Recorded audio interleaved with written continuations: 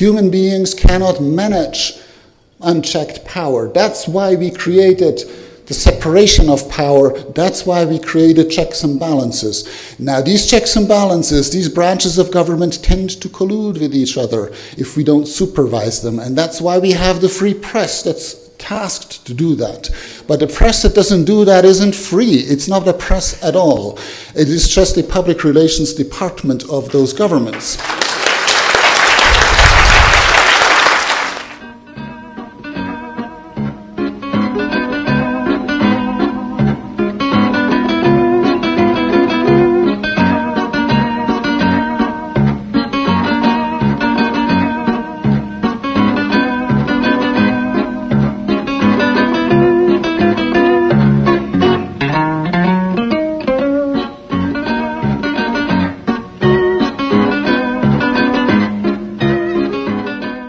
Randy Credico live on the fly, here with a very special edition of Assange Countdown to Freedom. In a fortnight, Nils Melzer's blockbuster, best-selling book, at least in Germany and Europe, The Trial of Julian Assange, A Story of Persecution, will be released in English at Verso Books. You can get it, I believe, February 11th. And we've discussed the book many times with Nils, but we decided we got to get it again today because we are at a critical point in terms of this situation for Julian Assange, really critical. And so we're going to get it all out today. I just want to make a few announcements. On Friday at 2 p.m. in front of the Department of Justice on Pennsylvania and 10th Street, there will be a major rally in support of Julian Assange. It's 2 to 4. Boston Free Assange is organizing it. I will be emceeing, and Marianne Williamson will be there, and Max Blumenthal, and a ton of others. And then later on that day at 7 p.m., the return of stand-ups for Assange at the Tabard Inn in DuPont Circle. So that will be at 7 p.m. It's free admission. Please show up there. And that's about it.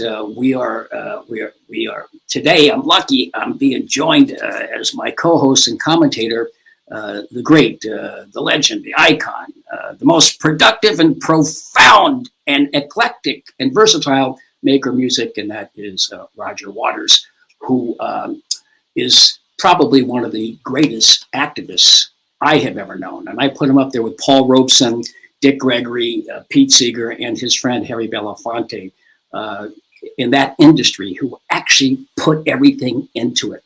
So Nils Melzer, of course, everybody knows him. He's a UN Special Rapporteur on Torture.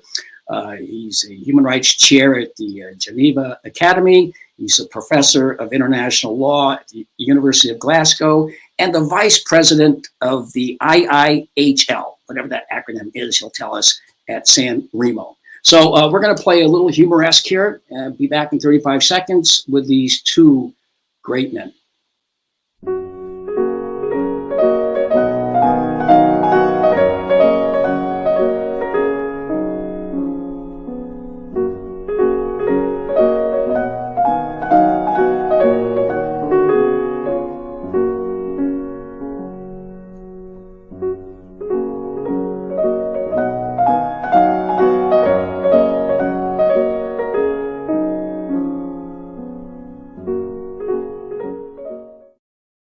Okay, that's Anton Dvorak, and that is humoresque, and I'm being joined right now by Roger Waters and Nils Melzer.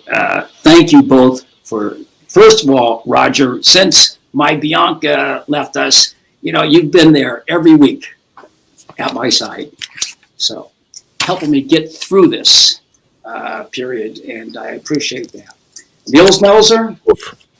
Nils Melzer, I thank you for being on today. And I said in the opening how critical this point, this juncture and time is.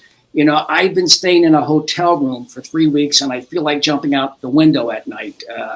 And Julian, and I can go out, I can go walking, but still being surrounded by four walls has nearly driven me crazy. How does he do this?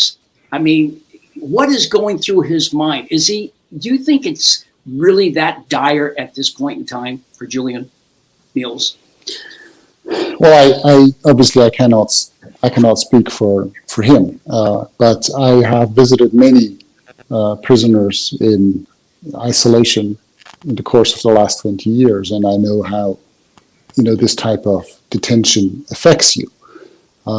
And clearly, in his case, this is not just something that is the current conditions of detention, but he has been there for years. And before, for nearly 7 years in the Ecuadorian embassy, and under constant threat of being pursued, as we know, from day one by the United States. Whatever they may have said publicly, they were after him behind the scenes.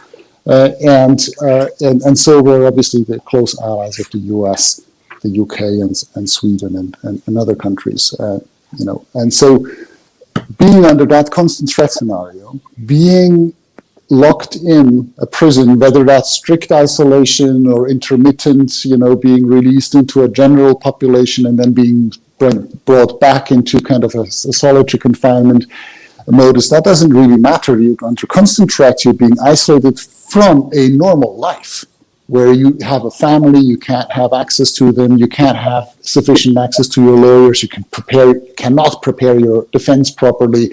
You know that whatever rights you may have according to the law is not being respected. Whatever you do, whatever legal remedy you may be trying to resort to, it's not being respected by the judiciary. And it really is this kind of scenario where basically isolation and threat is joined by a constant environment of arbitrariness, and then the humiliation that is related to the constant defamation campaign that certainly he has been, as many other dissidents are being exposed to. That's a very systematic method of breaking down, first of all, someone's public reputation, but also someone's identity and self-confidence. And so that clearly is a process of attrition, where it's just a question of time until someone will break. Clearly, Julian Assange, in my assessment, is a mentally and physically, but also mentally extremely resilient person. So it's actually a miracle he is still alive. When I visited him, soon it will be 3 years ago in May 2019, just after his arrest. Already the doctors, the forensic expert and the psychiatrist, both of them specialized in the examination of torture victims, came to the conclusion that his state of health was critical then in 2019. We're in 2022 now, and that he was likely to enter a downward spiral soon, if not stabilized. And that might end up being life-threatening, and that's what we saw immediately. I mean, 9 days after our visit, he was then sent to the medical department of the prison because he had to be stabilized with medication because he could no longer participate in his court hearings. And then, since then, on and off, he's been in critical situations, where really it was justified and legitimate to fear for his life. Intermittent phases where he was relatively stable, but that's quite typical, for isolation prisoners to become frail, and it becomes very difficult to predict when the line will be crossed where the damage becomes irreversible. So it's not a coincidence that solitary confinement beyond 15 days, that's 2 weeks, is considered in the UN minimum standards for the treatment of prisoners of all categories throughout the world. 15 days maximum of solitary confinement. Otherwise, you're already, crossing the line into cruel, inhuman, or degrading treatment. So clearly, we have a case of a violation of the Convention Against Torture. He is certainly, suffering intensely from that current regime. Dr. Nils Melzer here. The book is The Trial of Julian Assange, a story of persecution. It's coming out soon. Verso, I think, Roger, you may have gotten a copy soon. You and I have spoken, Roger, about the import of Nils Melzer into this book. What is your thoughts about the book and how important it is for people to get their hands on it? Well, obviously, when Niels got involved, it was hugely important. And the book describes in some detail his reticence at the beginning of the process of him getting involved, because the seeds of doubt had already been sown in his mind, that there was something fishy about this bloke, that he didn't smell right. I have experienced this a great deal, and I, from time to time in private company, have raised my voice, particularly with women who have remonstrated with me. Oh, well, Julian Assange. They weren't all upper-class English women, I have to say. They come, I'm sure, from all countries and all whatever, but they believed the smear campaign that was started against Julian very early on in this whole process. Well, they had 7 years. He was banged up in the Ecuadorian embassy, thanks to a left-wing Ecuadorian government who in power at the time, who gave him political asylum. And, by the way, they also gave him citizenship of Ecuador. And so when Niels got involved, it was hugely important. Not only is he the special rapporteur on torture of the United Nations, but he's also, a university professor. He's an academic. He's extremely well respected in his field. And suddenly there he was, prepared to step into this. As it turns out, it may be at considerable cost to himself, because when you stand up against the ruling class, as he does. By the way, Niels, it's so good to see you again, my friend. Thank you, same here. It's kind of rabbiting away at this electronic eye. Whoops, I nearly disappeared then. The weird thing is that we always feel as if we're back where we started. Because is Julian still banged up in a little cell in Belmarsh? Yeah, he is. Should he be? No, he shouldn't. He's committed no crime. But the mantra is ongoing and repetitive, and it is what it is. Why? Because the ruling class is absolutely intransigent in its denial of human rights, not just to Julian Assange, but to the world in general. The governments who we are railing against for this disgusting behavior and its treatment of Julian Assange feel the same about Julian Assange as they do about the whole of the rest of the world. They don't give a about you or me or Julian Assange or anyone else on this planet. They just want to be allowed to continue to plunder the planet.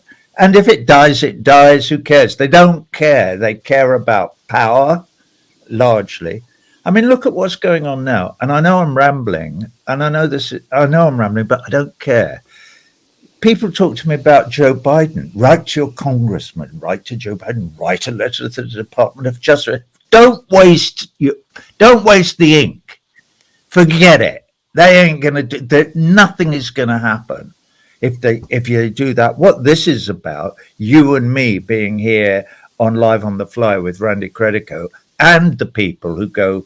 I can't go to DC on Friday, but the people who go and stand on the steps with Max Blumenthal and then Lee Camp and maybe Katie Halper or whoever are doing the thing later on that evening, stand up for Julian.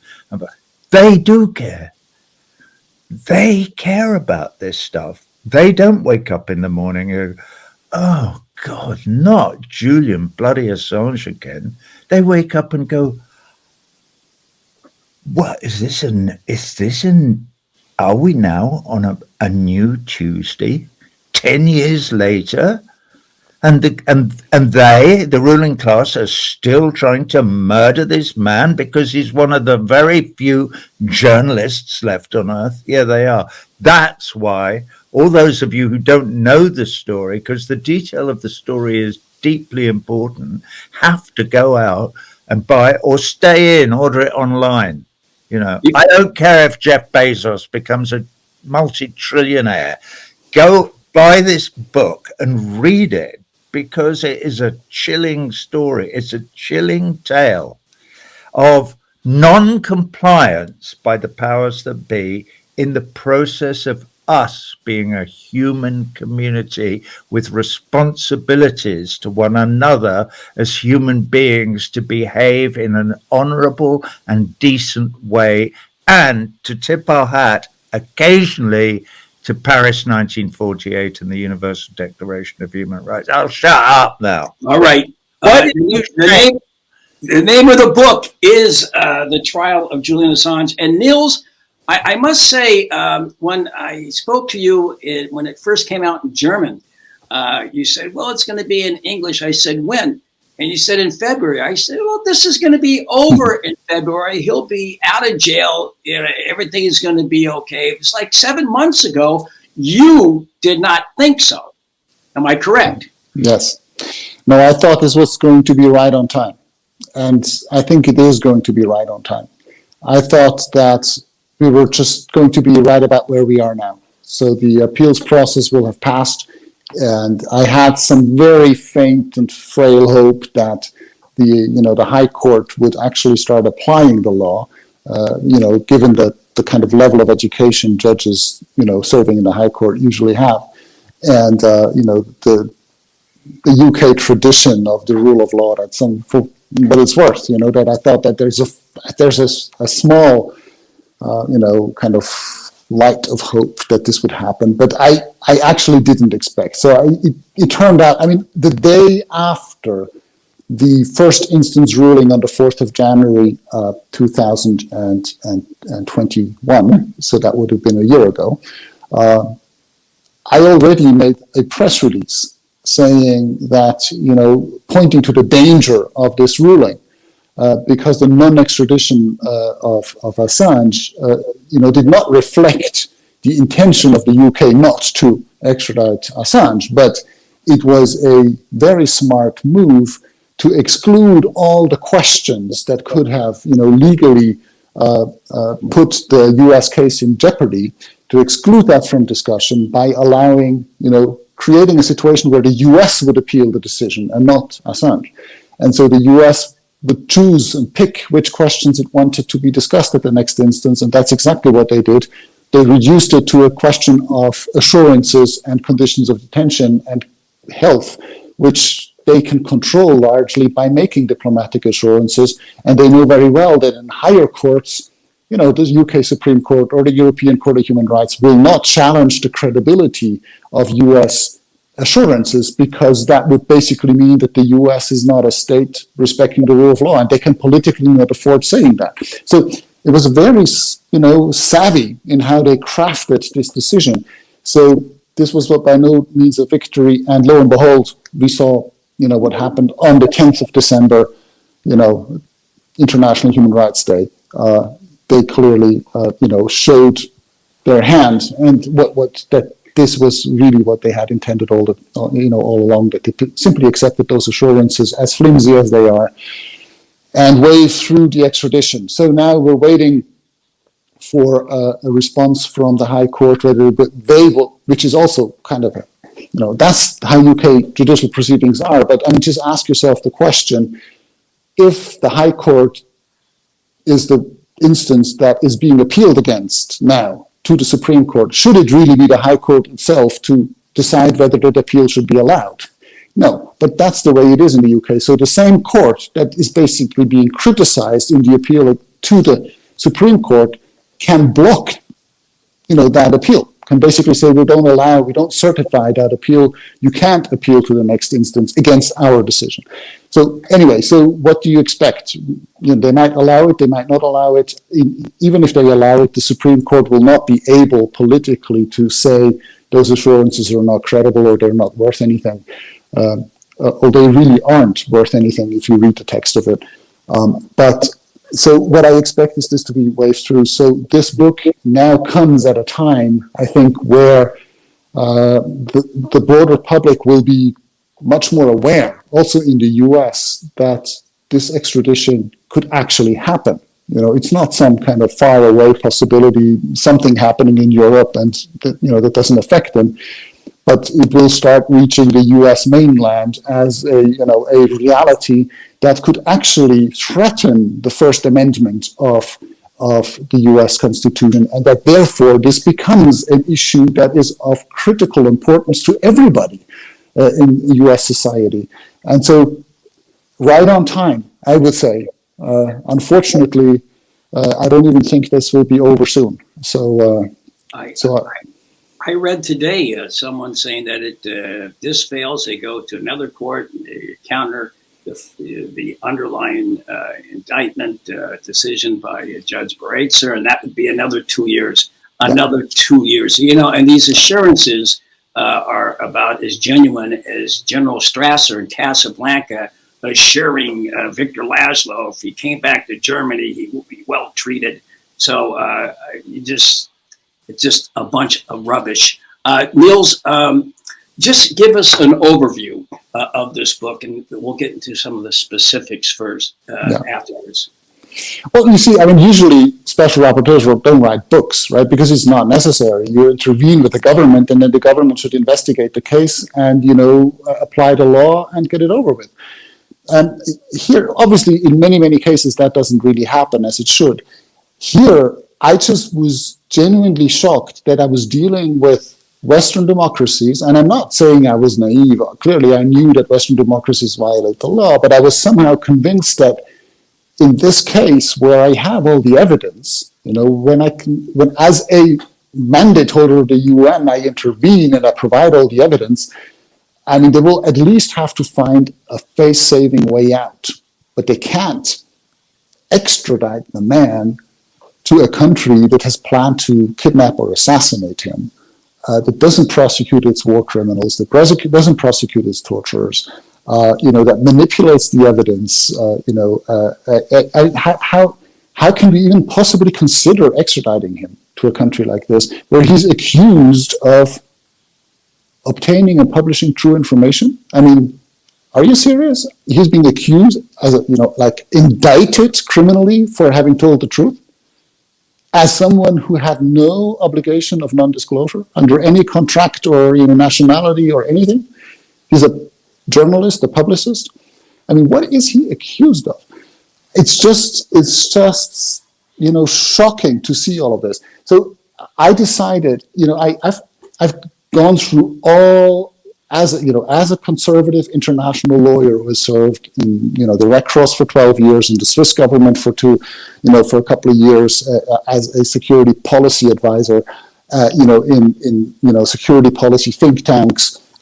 I went through all the diplomatic procedures of my mandate. I submitted official letters to the governments of the UK, of the US, of Sweden, of Ecuador. I intervened, publicly. I did follow-up communications. I've informed the General Assembly in New York of the United Nations. I reported to the Human Rights Council in Geneva, and none of this worked. It just did not. There was no remedy, even the slightest remedy, in this case. And so I decided. What this showed to me is that it's not just about Julian Assange. Yes, he is as important as any other torture victim, but it provided the evidence of the whole human rights system not working. It's simply dysfunctional. As soon as states consider that their so-called essential interests are being affected, there is a parallel world where there is really no law. There is lawlessness. It's simply political interests and power politics that dominate completely in that parallel world. And that parallel world is just, behind that thin veneer of the window dressing that we see every day in the press. And that's very important. People are not aware of that. So I felt, no one who reads UN reports, yes, my letters are public, my interventions, but who reads that? No one does.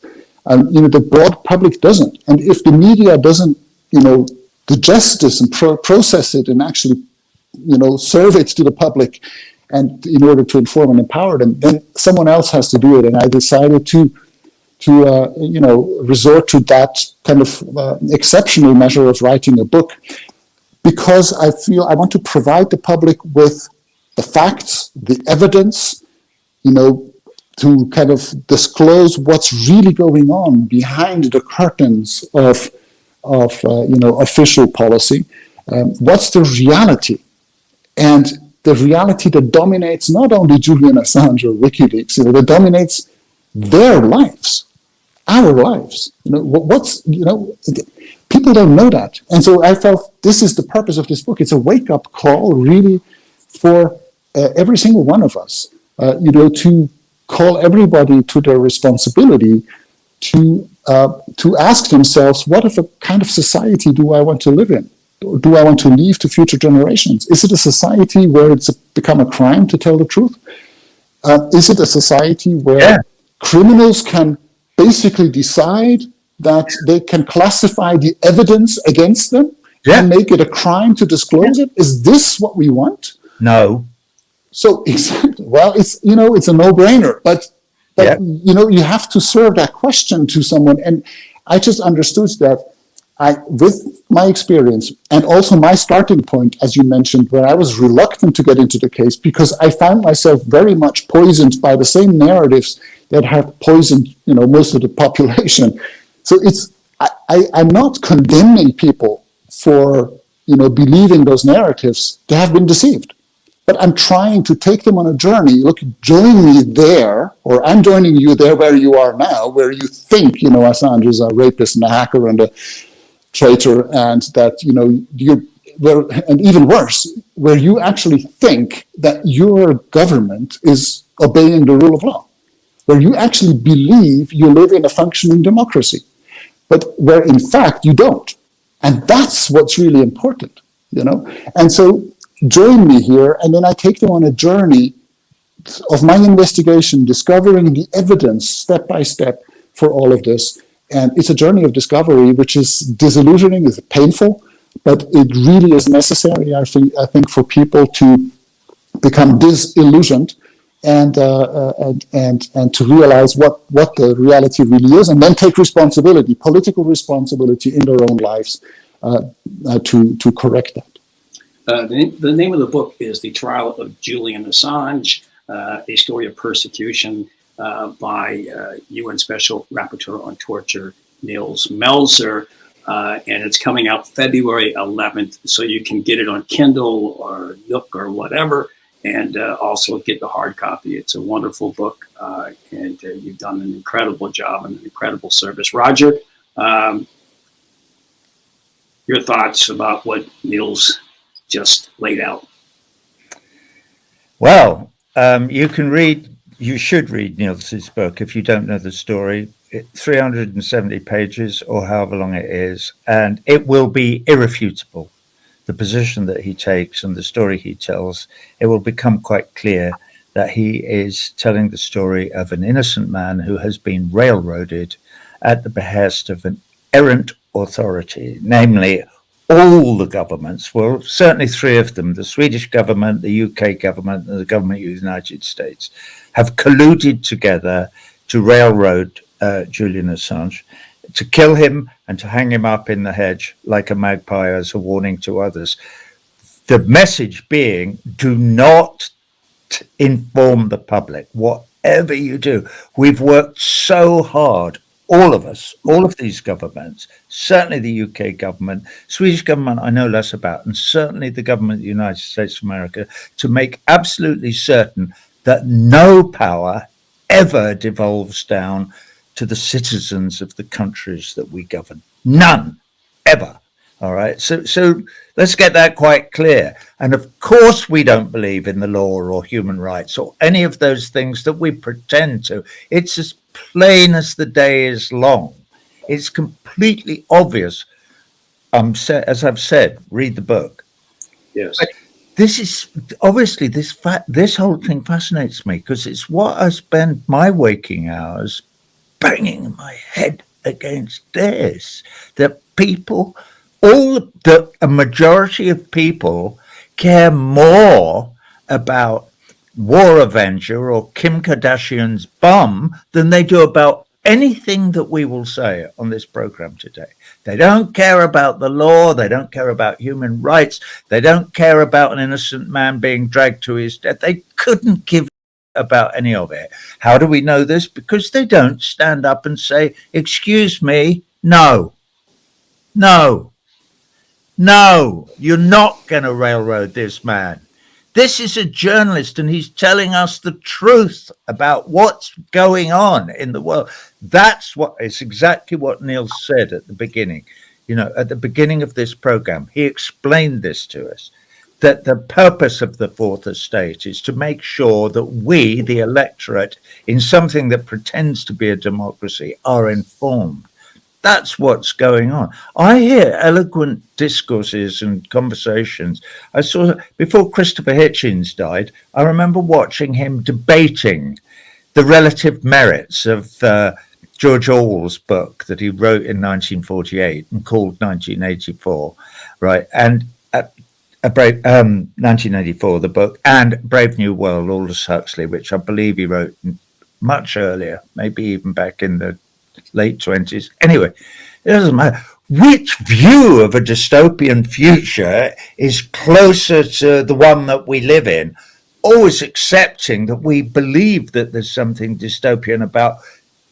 Niels again was saying to the thing that just underneath the surface is this terrible dystopia and we don't know it. Yeah, we do bloody well know it's there. You'd have to be a complete moron not to understand that it's there. This one case alone would be enough for you to divine, oh my God, it's happening now. Read my friend Caitlin Johnston's piece from her blog from yesterday. Caitlin Johnson, Australian woman, lives in Melbourne, writes a piece every morning. I read it every day. Yesterday's one was right on. She describes exactly the dystopian horror that is the reality of our lives now. But she describes it in a way that is satirical, saying, imagine if this happened and that happened and this was happening and that was happening and blah, blah, blah. And it's exactly what is happening. So Neil's saying, you know, it's just there, but there is no facade. They're just saying to us, we don't give a, don't you understand yet? No, you don't, because we keep you so pig ignorant about everything that you don't react to it, you, the people, and the people don't. And I'm amazed. When I stood with you, Randy, you know, last week, I quoted Niels at great length. Yes. On the corner of 2nd Avenue and 85th Street, or wherever we were, up there in front of the British consulate, and we had our big rally in the street. There were about 50 of us. And everybody else was shopping for photos of Kim Kardashian's bum, or whatever it is that they do walking up and down 2nd Avenue. Those, of course, who aren't desperately, their whole brain is taken up by, how am I going to pay my credit card bill? I'm skint. I'm so in debt. Life is a misery. I can't. How am I expected to live on my salary? It's impossible. I know I'll get another job. I'll send the bloody kids out to work. Oh my God. If only it was in Victorian times where you could send the kids up chimneys to make a few extra quid. And then maybe we wouldn't get thrown out of our apartment and become homeless like all these people we see in the street every bloody day in the richest country in the world. You know, so we're in it. We're in it up to here. Man drowning. Who cares? Let's play this video game. Or let's look at Kim Kardashian's bum. But you know what? Who cares? We don't care about any of this.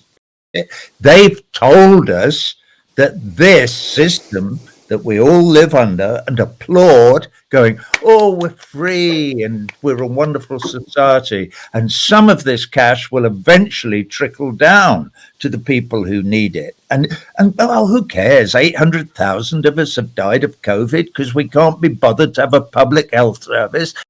Who cares? It doesn't matter.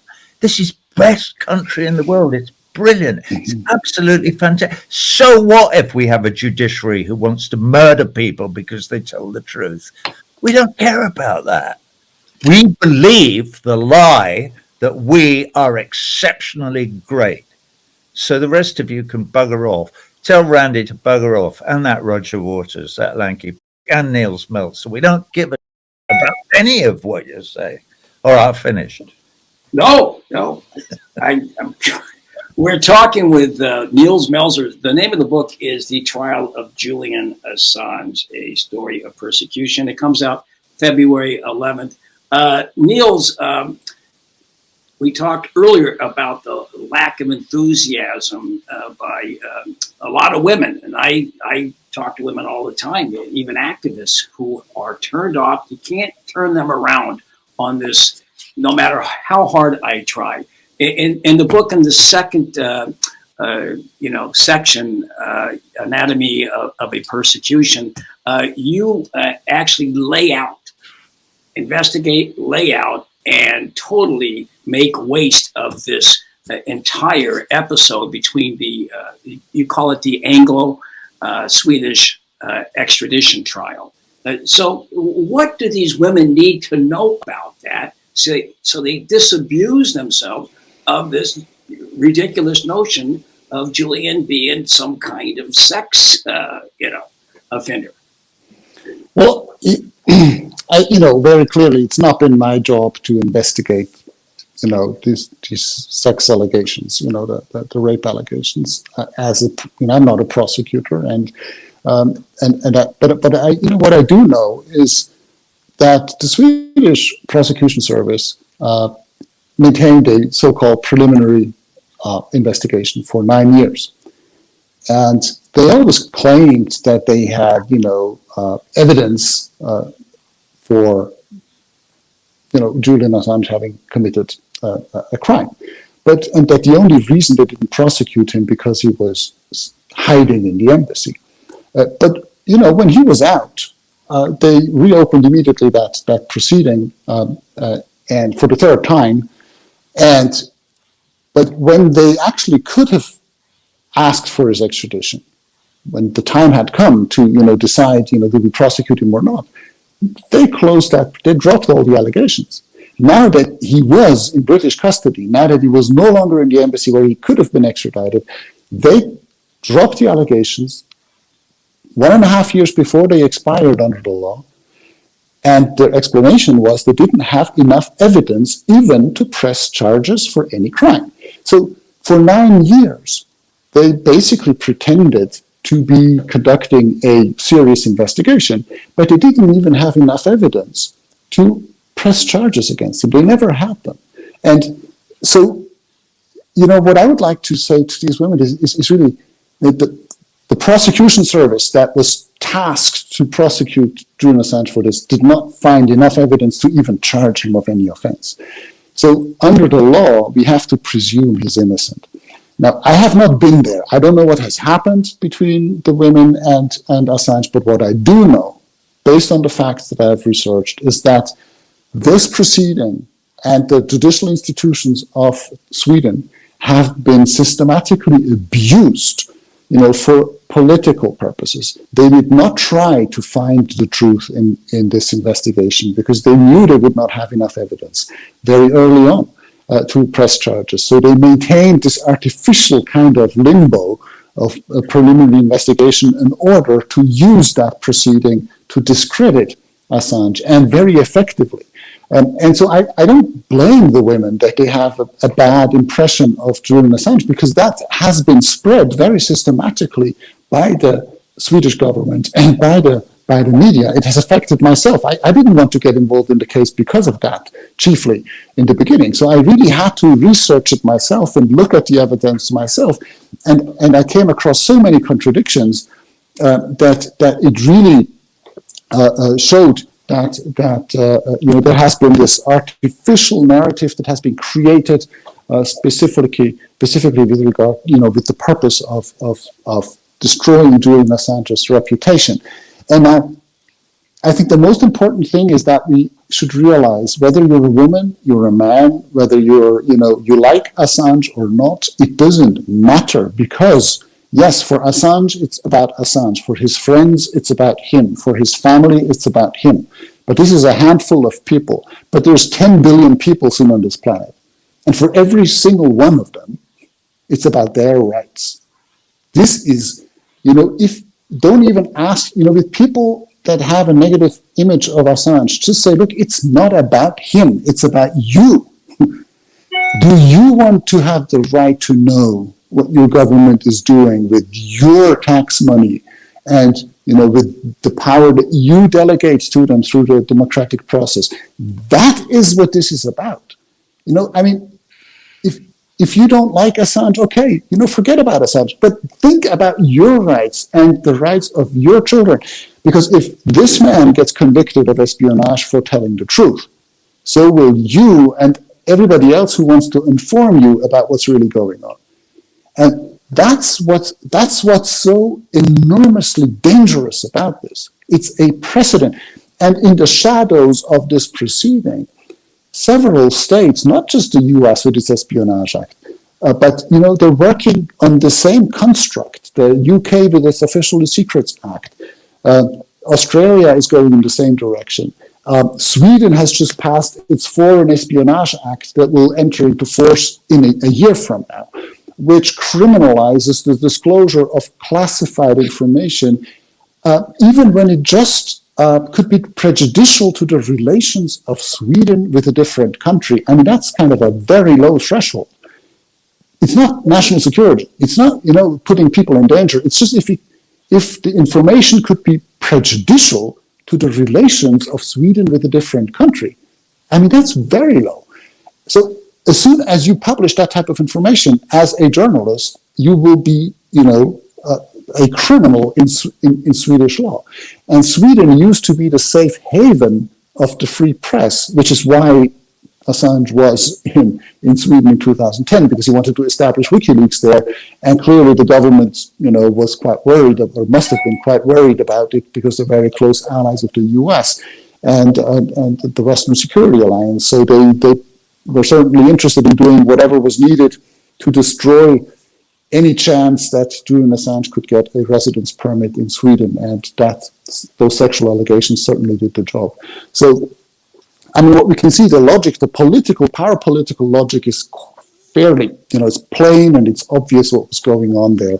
And so I'm not discrediting, the women that were involved in this case, because they too have been abused by the authorities. Their names were disclosed. They were being pushed into the press illegally by the police. They were distraught and stressed in their text messages because they never wanted to report a crime. They just wanted an HIV test from Assange, and they really complained about the police in their text messages. And so all of these things are not known by people. And I think really, if either you take the energy and the time to read my book or some other sources, and you actually inform yourself and get the facts right.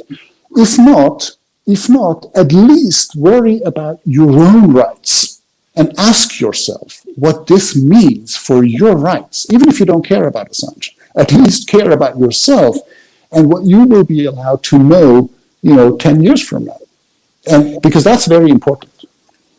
If the Lord Chief Justice was an honest man, he could put his wig on and he would say, couldn't you get these stupid children to stop complaining? It was ever like this. This is how we've ruled the world for hundreds and hundreds of years. This is how we do it. And we can't have these chaps interfering in the process. Why do you think we go to eat? I know that the current Lord Chief Justice is not an old Etonian. He's actually a class traitor because he's a grammar school boy like me. But the general idea is that this is nonsense. They shouldn't be allowed to be even.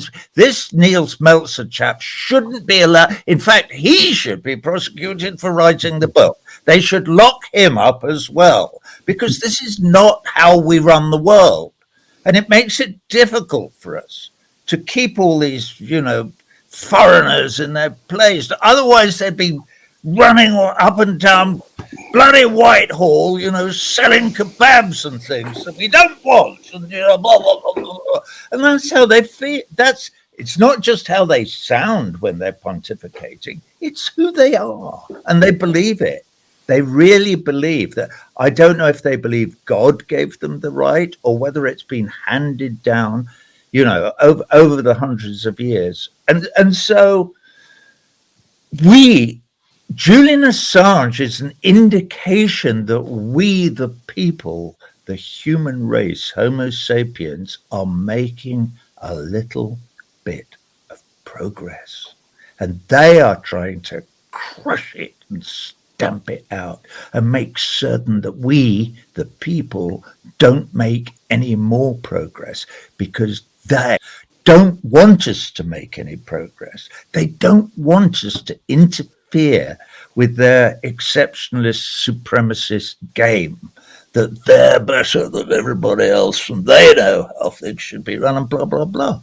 So when Niels Meltzer and Randy Credico and Roger Waters come on and say, no, we would like to know the reality of the situation, hear all the arguments about everything all the time, irrespective of what you think, so that we, the people, can make up our mind about what we think, and then we can cast our votes in the ways that we consider appropriate, in order that we, as a race, Homo sapiens, may progress into a better place where we do care about human rights, including the right to liberty in the case of Julian Assange, and in the right to life in the case of Sadid and Naimir, who were shot to death with 30mm machine gun bullets, not minding their own business, doing their job as journalists in Baghdad in 2007,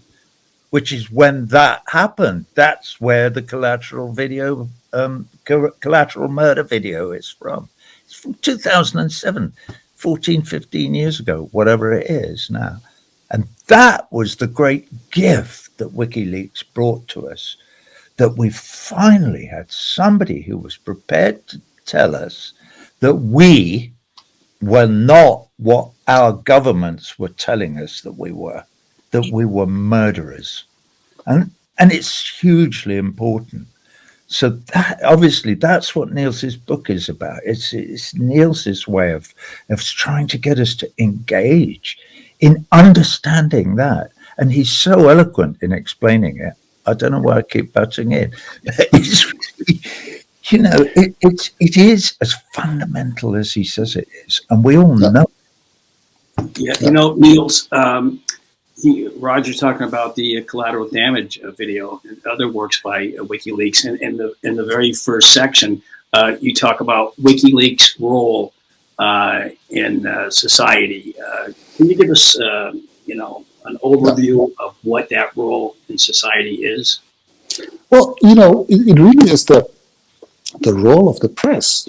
The press is the so-called fourth estate. So, 250 years ago, we used to live under absolutist rule, where basically, the rulers had concentrated all their power, and they operated also very often in secrecy. So what we see today is a return, really, of the absolutist rule in new clothes, basically, but it's the same type of thinking. And so the lessons, of the French Revolution and so on, was that we started to divide power, that we had now a executive, a legislative, and a judiciary, so as the three official branches of government, and in a democracy, and that they, receive their power from the people.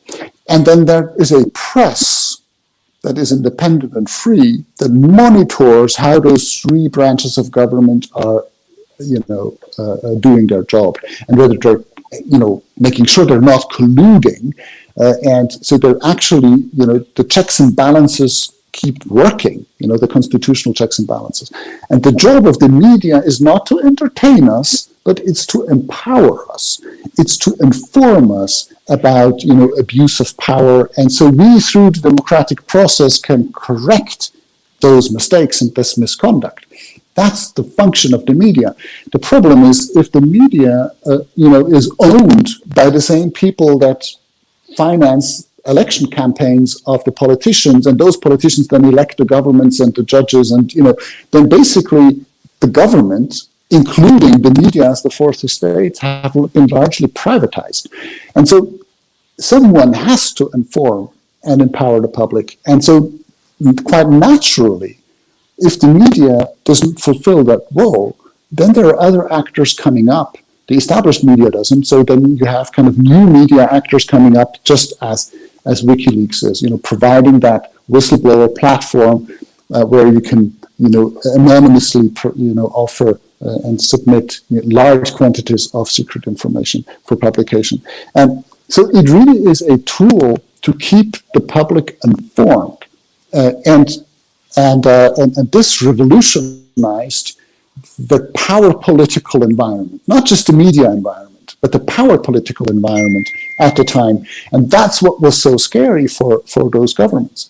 And so I think we have to understand the function of WikiLeaks, it's as and other platforms that have developed since then. It really is a societal function, that is essential, that we are informed about what our governments are doing, and they cannot have the right and the power to classify evidence for their own misconduct. I mean, obviously they cannot. It's such a no-brainer, But somehow, I say in the book, in the epilogue at the end, I say that somehow throughout that investigation, I felt like being in the real world enactment of the fairy tale, The Emperor's New Clothes. We know the story. There's this emperor, and there's two, basically smart guys coming and selling him invisible clothes. Say this is the most expensive clothes. You can't even, you can only see them if you're smart, or let's say everybody can see them. They say, except those that are dumb and incompetent. So if you can't see the clothes, it means you're dumb and incompetent. And they sold him these clothes for millions. And then lo and behold, everybody pretends that they're seeing the clothes because they don't want to be called dumb and incompetent. So that's the type of world we live in. We all believe in narratives and repeat them because we don't want to be called dumb and incompetent. But we never stop to think whether those narratives make sense. And so we have this in the fairy tale. At some point, the emperor goes, obviously he's naked, he's not wearing any clothes, but everybody pretends they see the clothes because they don't want to be called dumb and incompetent. And then so they do this parade in the city, and everybody admires his great clothes, obviously, until some little child kind of stops and says, I mean, why are you applauding? The guy's naked. He's not wearing any clothes. So a naive little child has to come and point it out so everybody realizes what kind of illusion they're living.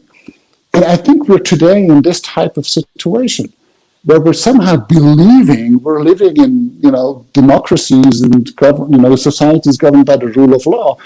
And yes, of course, if you sell your car to your neighbor, and you have some quarrels, the judge will more or less decide it according to the law because they don't care who gets the car at the end.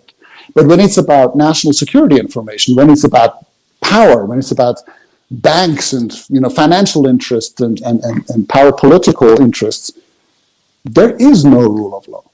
And I don't say this, it's not exaggerated. I say this with the experience of a human rights expert, having worked for the UN and for many other institutions.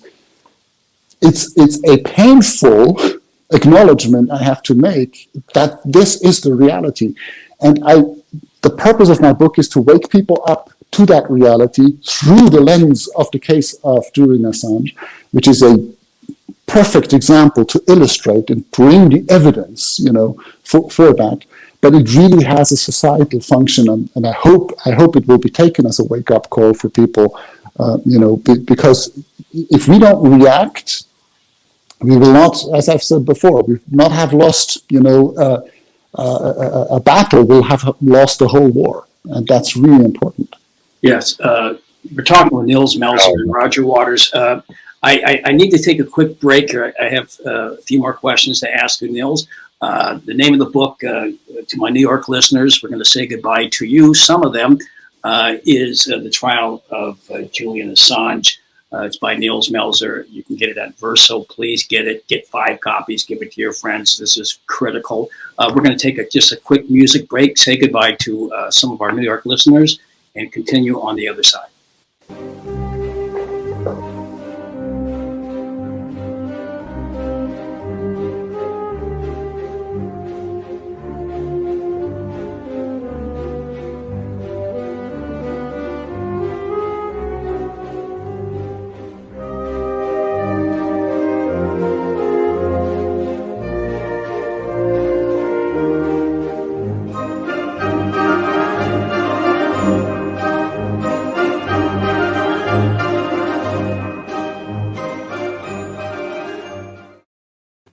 Okay, I'm Randy Credico Live on the Fly with a special edition of Assange Countdown to Freedom. My co-host Roger Waters and our special guest, UN Special Rapporteur on Torture, Niels Melzer, whose book, The Trial of Julian Assange, will be released February 11th. I urge everybody to get it. Please get that message out. I also want to mention this Friday, because this is all I can do, Niels and Roger, is like do this show here and then go down to DC and stand in front of the Department of Justice and then go do a comedy show afterwards for Assange, stand up for Assange. That'll be Friday at 2 p.m. On Massachusetts and 10th Street, and then at the Tabard Inn at 7 o'clock, which is in DuPont Circle. Niels, where do we go from here? Other than, that's all you got the book coming out. It is February 11th.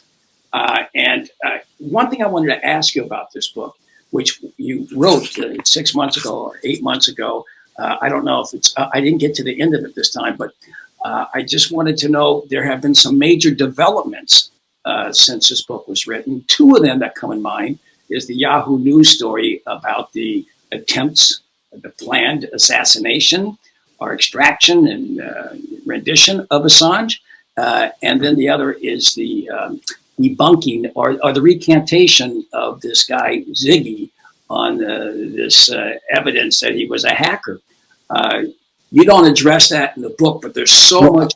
I do actually. You actually get to that. Oh, I'm sorry. The German version obviously doesn't, because it was published before.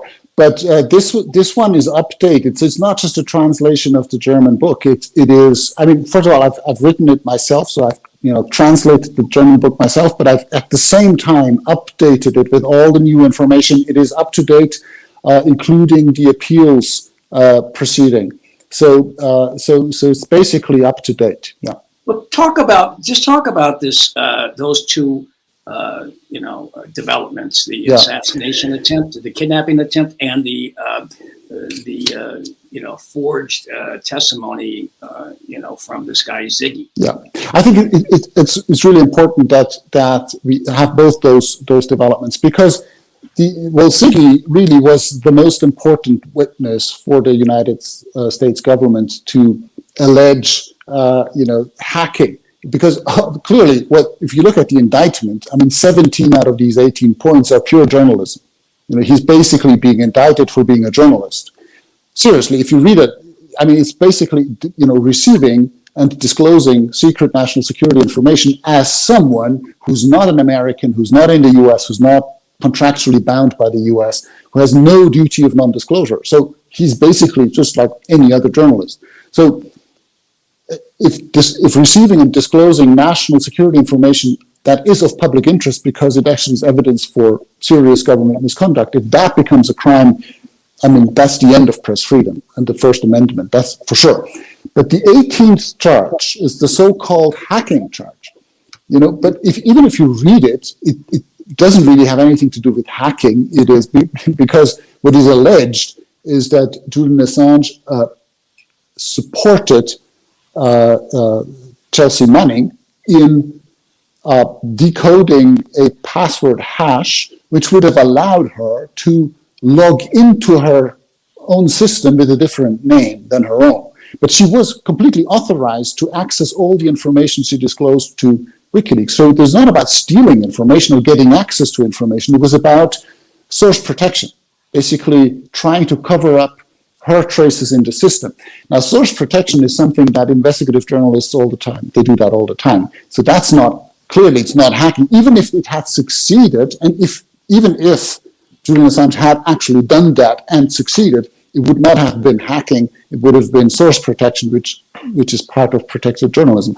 But again, this is just an allegation. But so the Department of Justice tried to strengthen somehow its accusations of hacking by offering Siggy a non-prosecution agreement for his own crimes, Siggy's crimes. Because he's a notorious criminal who's with several convictions for fraud, for sexual molestation of minors. He's currently in prison, if I'm, unless I'm, wrongly informed, but or has been until very recently.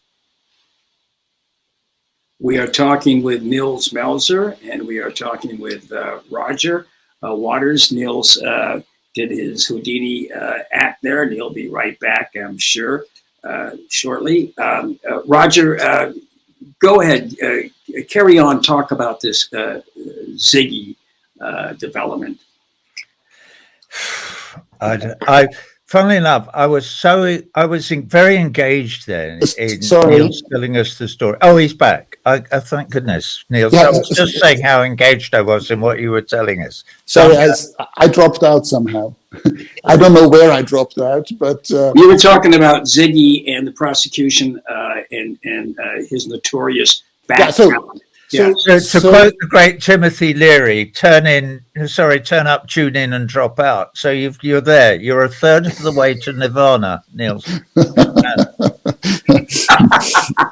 Carry on. No, but I think it's very important that we realize that so the Department of Justice tries to strengthen the basis for accusing Julian Assange of hacking. And now, let me just make an insertion here. It's very important. The 18 indictment points that we have now in the indictment can be expanded by the US once he has been extradited. It's very important that we understand that there is a clause in the extradition treaty between the US and the UK that allows the US judiciary to add additional charges once he has been extradited.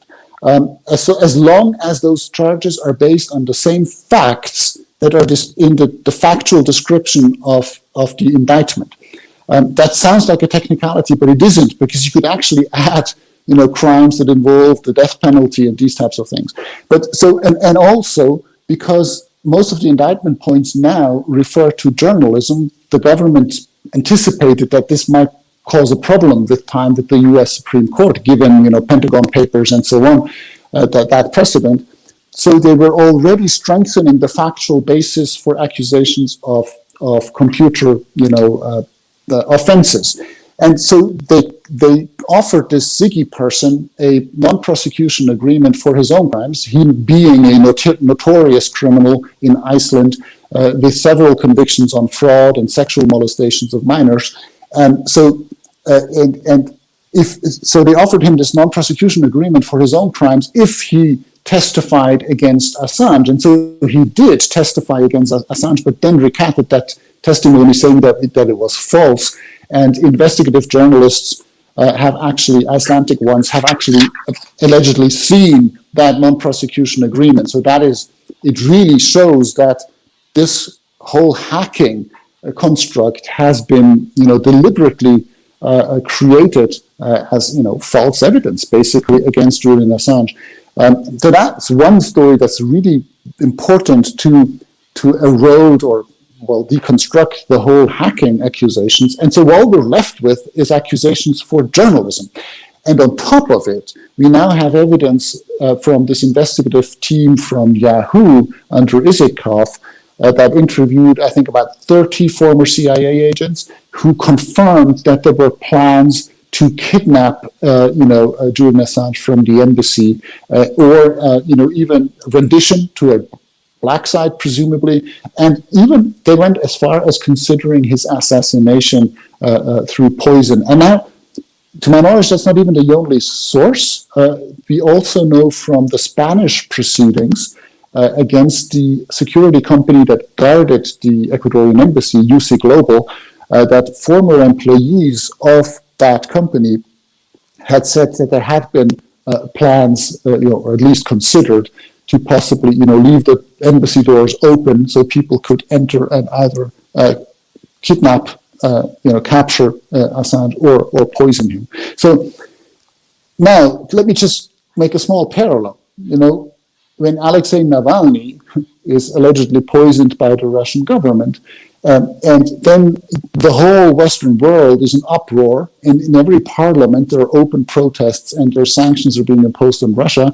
And, I understand, but then if we have a investigative piece proving that the same was being planned or at least considered by the CIA towards Assange, how come no one picks that up?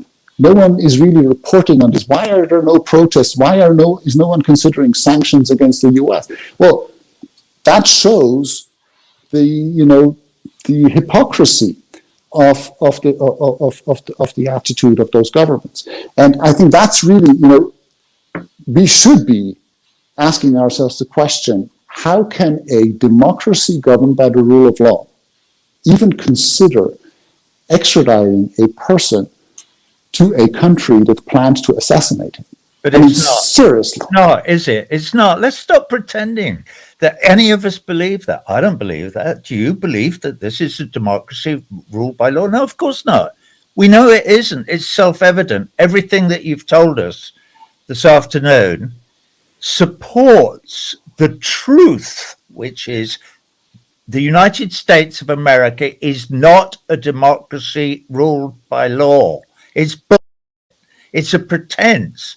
It's obvious. It's as plain as the day is long. We know that for sure. Which is great that you've written a book about Assange, which is about a specific case about one individual human being who has been railroaded, but it exposes this complete charade.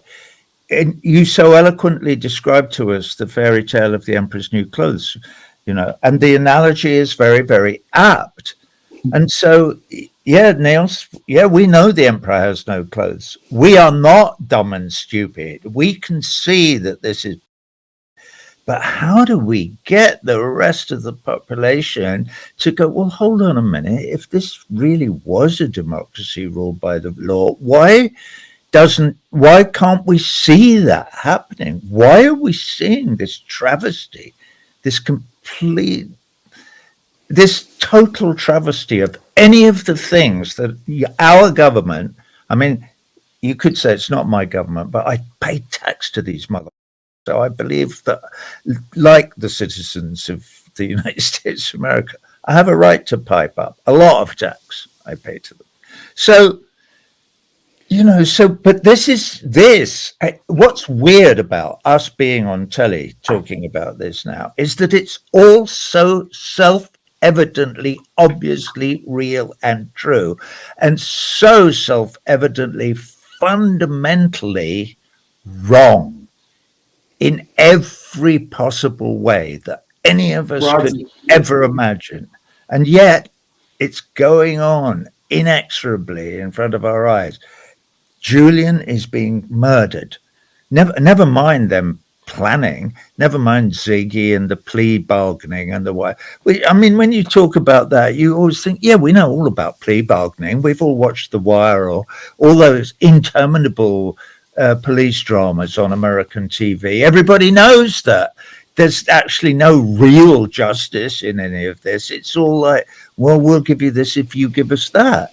It's like it's like they're involved in kind of commercial chicanery, and that's what the law is. Well, if you lie for us, we'll let you off. Well, everybody knows that happens. It's constantly in front of us all day, every day. And nobody goes, I'm not sure that's a very good idea, is it? That doesn't sound fair, does it? Fair? What are you talking about? Fair? We don't care about fair.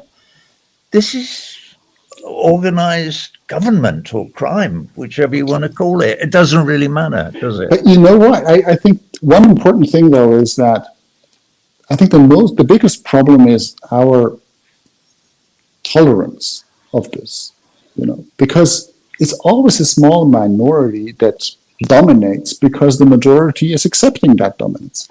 And the problem is that culture of denial. We don't want to face the uncomfortable truth that it's a fairy tale. There is no democracy that works without very strict supervision. There is no Santa Claus. And when you see how difficult it is for children to accept there is no Santa Claus, so difficult it is for us. And I don't exclude myself. It was very painful for me to realize that the system I had grown up in, through my education, didn't work the way it pretended to. That's a painful realization because it leaves you helpless. What do we do about it? And so if you're a single mother, caring for 3 children and having 3 jobs and, a rent to pay and all of these things, and now you should reform the government. I mean, seriously, how can you, it's just so hard for average people with all the obligations they have, as you said before, all their everyday worries that are weighing down on them, to now also worry about, well, what would be a better political system?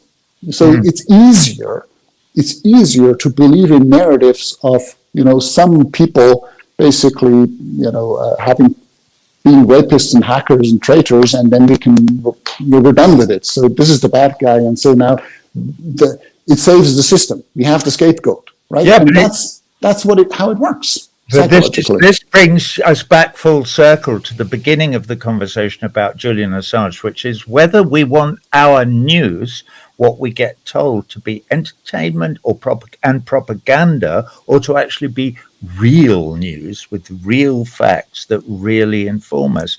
And clearly what we the people, choose to allow the mainstream media to be monopoly owned by Rupert Murdoch or Rockefeller or whoever it might, or Randolph Hearst or whoever it might be. And we say, well, that's fine. We don't mind. That's fine. That's just business.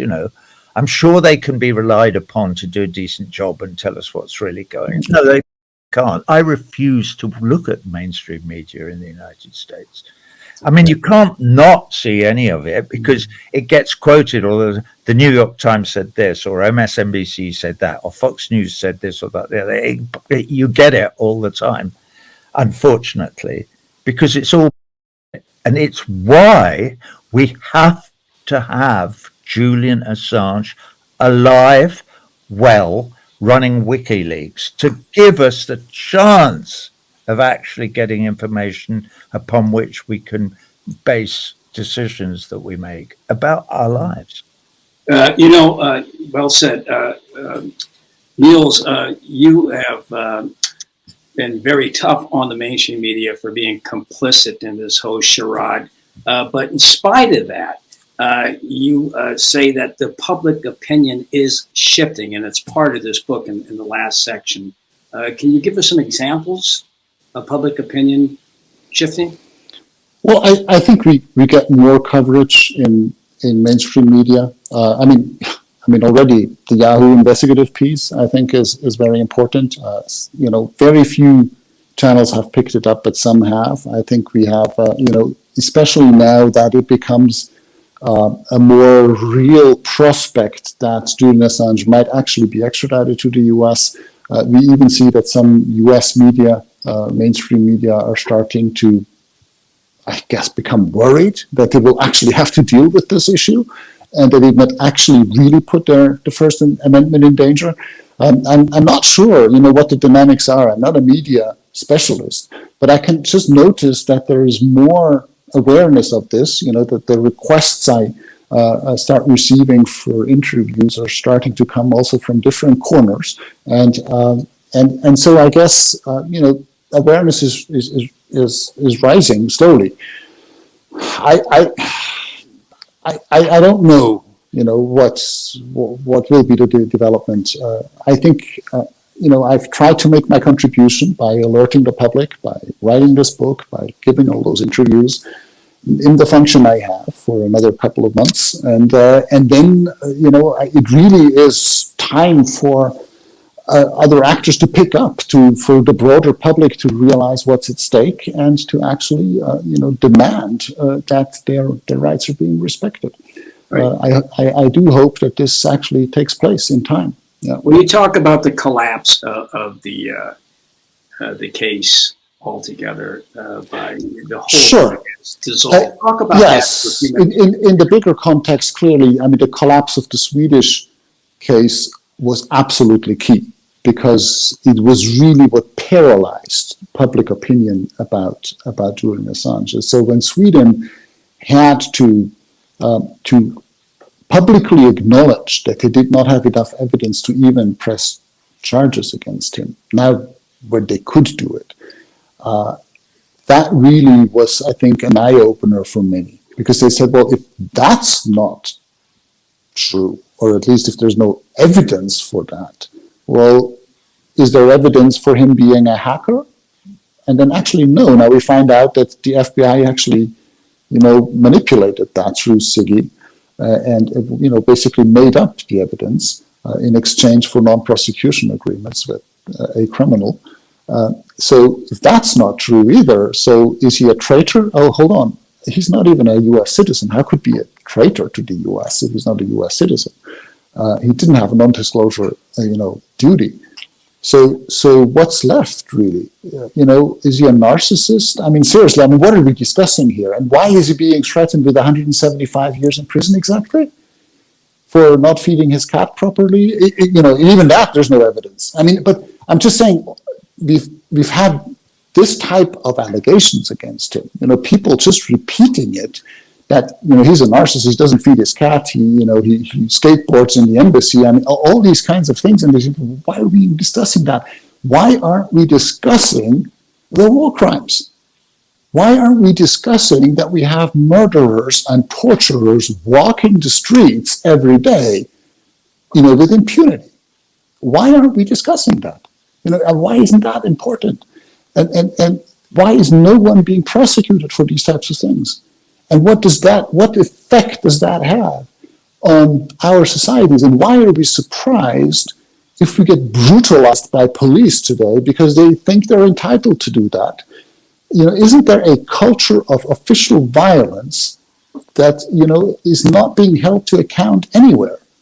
And, why do we, why are we so naive that we allow ourselves being manipulated into discussing and thinking that this is freedom of expression, that we can express our opinion on whether Julian Assange was feeding his cat properly or not? It's a non-issue. This is about so much more. And why are we not discussing? Why is there no forum to discuss these types of things that we need in our society? I'll tell you why. It is because nobody educated us to understand this fact that love is more important to us than baloney. That we're human beings and that we respond to certain things in certain ways that will or will not bring us happiness. And National Socialism and neo-fascism does not, at the end of the day, bring us happiness. And we all know, and I defy any member of the race Homo sapiens to refute this. When something happens in your life or you do something and it makes you happy, we all know that feeling. We know what it is. And it doesn't come from brutalizing minorities, and it doesn't come from murdering people in foreign lands. It comes from small acts of generosity and community and kindness. That's where the payoff is. That is what Julian Assange is encouraging us to do. It should be much more prevalent in our systems of education, in my view. This is what we should be teaching our children is, yeah, you can go around and steal stuff off people, or you can beat little Jimmy up because you want to take his toys away or whatever, but it doesn't make you feel good in the end. What actually makes you feel good is thinking, what can I do about this that might make things better? Not just for me, because it will in the end, but for my brothers and sisters, fellow human beings, for the kid down the block. Maybe for that kid who doesn't have any Christmas present. Hang on, why don't we all get together but why don't they have any Christmas? Let's give them something at Christmas. Start there, with the Father Christmas story. If you like, you can start anywhere you want, or with Eid, in, the Muslim holidays or whatever. Even the religions, malign as they are, in my view, what with me being a radical atheist and everything, nevertheless, there is always something within the ideology which is about looking after the poor and the needy and the sick. Why don't we look after the sick? Why do we let 800,000 people die in the richest country in the world? Why? Because we're greedy, because we're taught to be greedy, and we're taught that the people in the United States are taught that to accumulate wealth is the best thing that you can do. So Bill Gates and Jeff Bezos and Mark Zuckerberg and Warren, I nearly said Beatty, but it's not. It's that rich bloke called Buffett. Yes. Not Jimmy, Warren. Jimmy's that bloke who drinks margaritas and sings songs and that. Anyway, and that is what they strive for. That when they talk about pulling yourself up by the bootstraps, they're talking about accumulating wealth, and that is the nirvana. I've got something I can tell. It's easy for me because I've got a few quid, but that is not what makes you happy. It's not. What makes you happy is acting collectively for the benefit of all the citizens in a country, not for 10 of them owning everything and hiding it. They don't pay tax. No, they put their money on a tax haven island somewhere and keep it in a huge pile where it does no good for anybody. They don't think about, let's use that to build schools or hospitals, or to what about a public education for all our children? How about if you didn't actually have to pay to go to school? Wouldn't that be a good thing? And so they could learn about, I know, what about learning about being a doctor or science thing, or it doesn't really matter, or being a dramatist or playing the bass, anything. But why can't we encourage people down those roads rather than training them to be wage slaves who can be trained not to see that the emperor has no clothes? That's the main thing, is to train people not to see the naked emperor, because that is where we're at. And the emperor is naked, and it's killing us all of us. I agree. That was very well said. The theme song for this show is from The Third Man.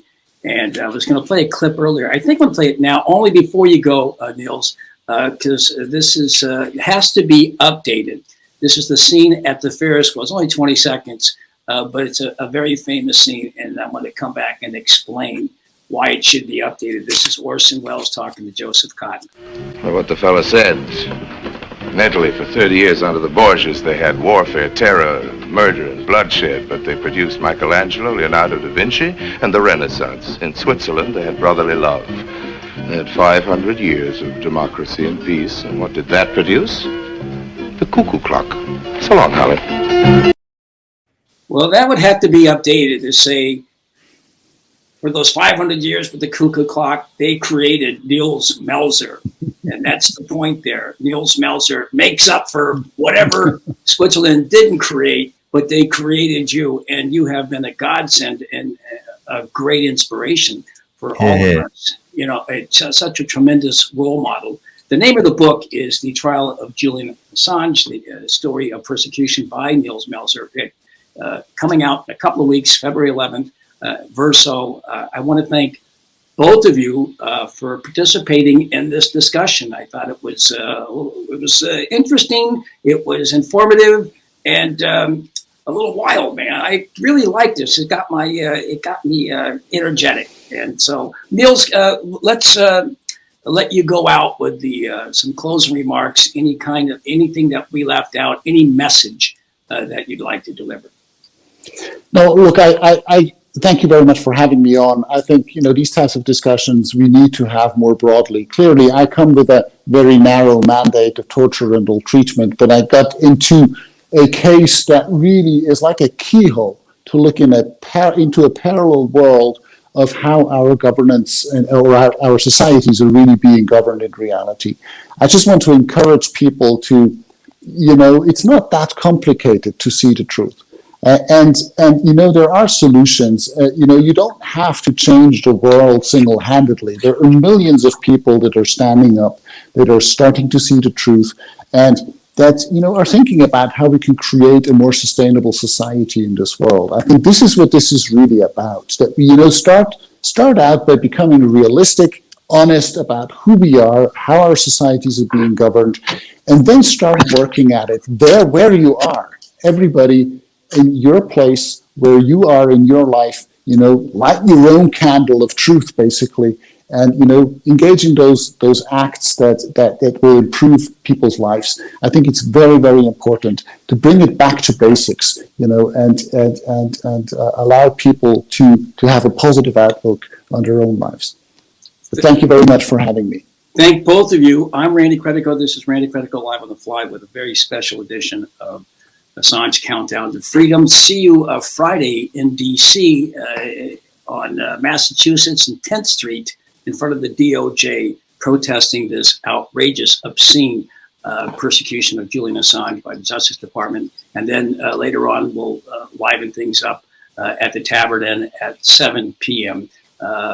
Humorous for Assange or stand-ups for Assange, and we'll have music and we'll hang out. All right, so I want to thank both of you once again. See you soon. And I don't know what to say. I love you, Roger. I love you, Nils. And love you guys. Thank you, Kelly, for all the work that you've done for us over the years. All right. Goodbye. Thank you very much. Thank you. See you.